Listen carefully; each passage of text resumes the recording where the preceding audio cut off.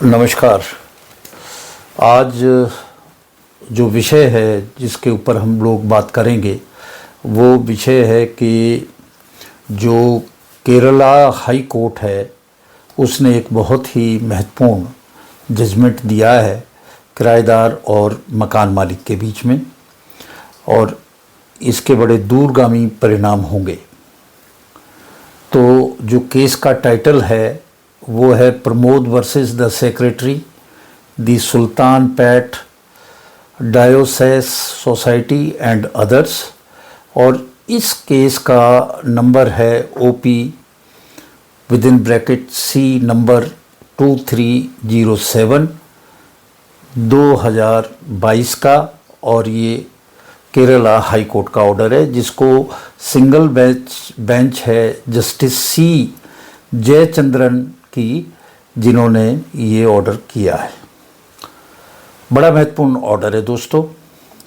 इस ऑर्डर में क्या है जो ख़ास बात है, ख़ास बात ये है कि उन्होंने ये कहा कि जो किराएदार इविक्शन के ख़िलाफ़, खाली कराने के ख़िलाफ़ बार बार कोर्ट भाग के जाते हैं और कहते हैं लैंडलॉर्ड ने मुझे ये प्रॉमिस खाली करने का आदेश दिया है और मैं इसमें रहना चाहता हूँ और ये मुझे खाली ना करे, और इसके लिए मुझे जो है स्टे ऑर्डर दे दिया जाए और मुझसे ये प्रॉमिस, ये जो मकान है, संपत्ति है, ये खाली ना कराई जाए।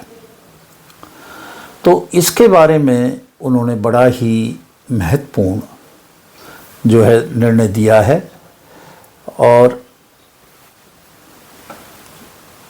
वो कहते हैं अगर किराएदार किराया भी ना दे और मकान मालिक मकान को खाली करने को कहे, और जब वो खाली करने को कहे तो वो भाग के कोर्ट में पहुंच जाए और कोर्ट जो है उस पर स्टे दे दे, तो इस तरह का जो आदेश है वो दमनकारी है, उत्पीड़न है मकान मालिक का, कि वो बिना किराए के ऐसे किराएदार को बर्दाश्त करता है और कोर्ट ऐसा करने के लिए मजबूर करता है। तो सबसे पहली बात कि किराएदार का दायित्व क्या है? किराएदार का दायित्व है कि वो किराया दे। अगर किराया देता है तो ही तो वो रहेगा। किराया दे नहीं और कोर्ट पहुंच जाए कि साहब मुझसे ये खाली करा रहे हैं, तो ये कहाँ का न्याय संगत राहत होगी अगर कोर्ट उसको स्टे ऑर्डर दे दे और उसकी कार्रवाई को जो है इस तरह से चलने दे। ये तो जो कानून की प्रक्रिया है उसका दुरुपयोग है। ये केरला हाई कोर्ट ने कहा कि दुरुपयोग है, और क्या ये अदालत की प्रक्रिया का अनुचित उपयोग और विकृति नहीं होगी, ये सवाल किया है हाई कोर्ट ने।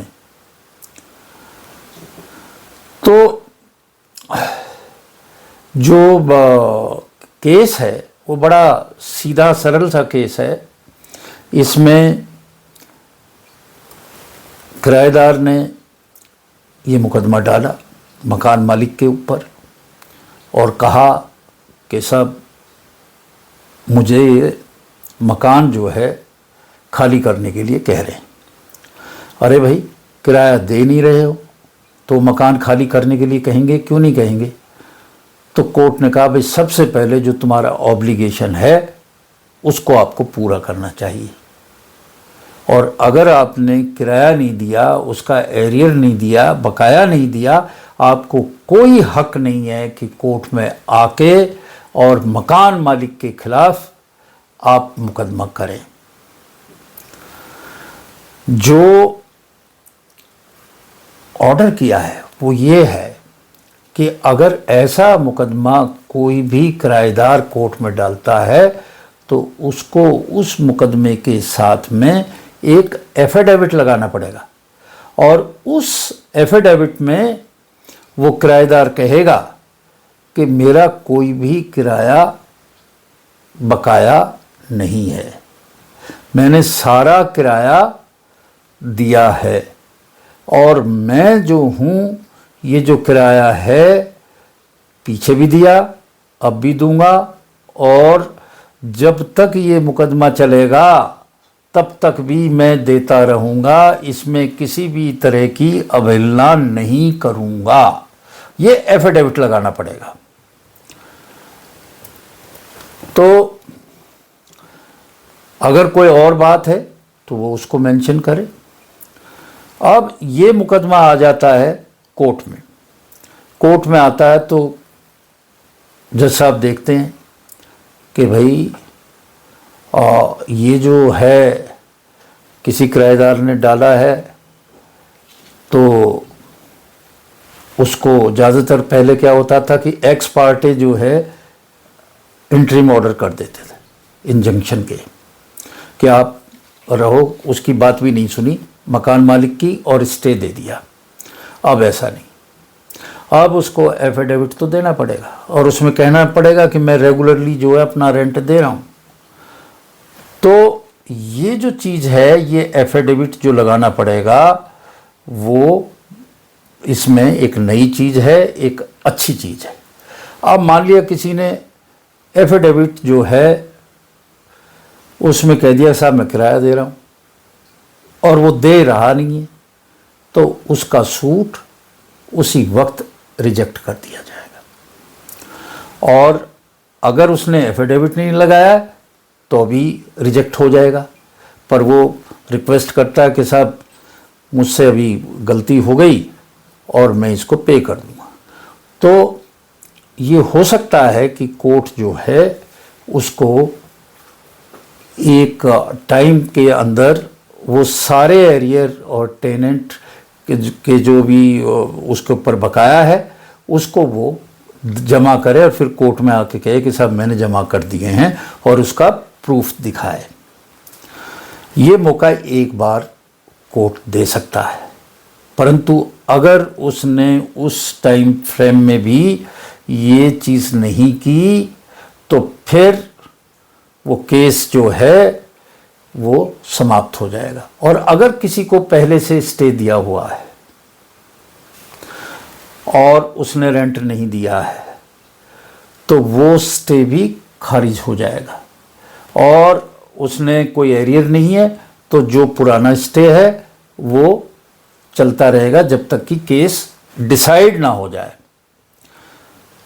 तो ये बड़ा ही महत्वपूर्ण डिसीजन है, और इस डिसीजन में अच्छी बात यह है कि मकान मालिक को उसके किराए का प्रोटेक्शन है, उसको किराया मिलेगा और किराया रेगुलरली दे रहा है, और फिर इसके बाद मकान मालिक जो है उसको खाली करने को कह रहा है तो ही वो कोर्ट में जा सकता है, और कोर्ट फिर मेरिट पे डिसाइड करेगा। और अगर वो किराया नहीं दे रहा और फिर कोर्ट में जाता कि साहब मुझे खाली करने को कहा है और आप मुझे स्टे दे दे, तो वो कोर्ट नहीं देगा। ये गाइडलाइंस केरला हाई कोर्ट ने सभी के लिए इशू की हैं। तो दोस्तों ये बहुत महत्वपूर्ण डिसीजन है और इसके काफ़ी दूरगामी परिणाम होंगे। आज इन्हीं शब्दों के साथ मैं आपसे विदा लेता हूँ। नमस्कार।